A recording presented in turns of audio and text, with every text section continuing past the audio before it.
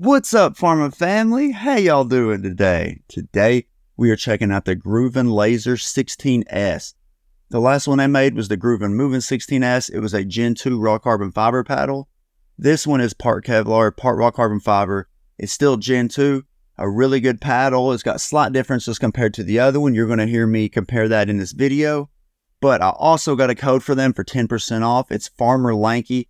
If you use that at checkout, you will get a discount. I will get a kickback from that. I always let you guys know that. I don't like doing that and telling you guys I have codes without letting you know that I get kickback. But yeah, let's get into the RPMs, the twist weight, the swing weight, all the numbers you're interested in. So when it comes to the pop of this paddle, this is definitely one of the more poppy out of all of the wide body paddles that I've tried lately. The only ones that I know, or the only one that I can guarantee is a little bit poppier than it, is the Bread and Butter Fat Boy. Now, when it comes to the R2 FX and the Spartus Apollo, this one is definitely more poppy than they are. So beware of that when if you get this paddle. If this is going to be better for speed ups and counters compared to some of the more softer feeling paddles that have less pop. And then when it comes to the power for me felt literally identical to the Spartus Apollo when it came to doing my drives from the baseline and stuff like that. So it's sort of like your typical wide body paddle. It's not going to have crazy putaways and crazy plow through on drives and stuff like that. But it does have a decent amount of pop with this paddle. Now, you just heard me talk about the pop and the power. Let's talk a little bit about the control. So when it comes to the control of this paddle, it's not going to be as soft or as easy to control as, your R2 FX, your Volair Mach 2 Forzas, or your Pickle Hurricane Tyras. Like, not at all. But you're also gaining pop that's going to help you with hand battles, speed ups and counters and stuff like that. So in terms of control, I don't think you're going to have any problems controlling this. If you played with other Gen 2 paddles, like any of the other Gen 2 paddles, you're able to hone this in, even if it takes like a week or so and you get it figured out. The poppiness of this paddle is definitely a big plus. Don't look at it as a negative. When it came to the RPMs of this paddle, I got 2002. This puts us up there towards the very top in terms of spin.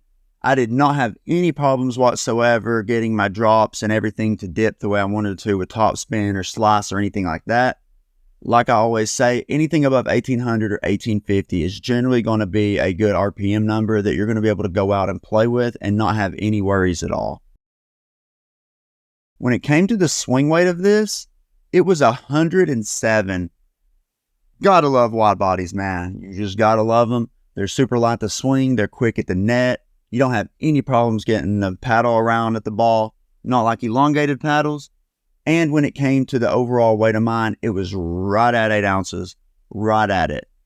But yeah, the swing weight, though, is the big plus for these wide bodies. If you are a smaller, weaker person, like your boy here, you might need a wide body.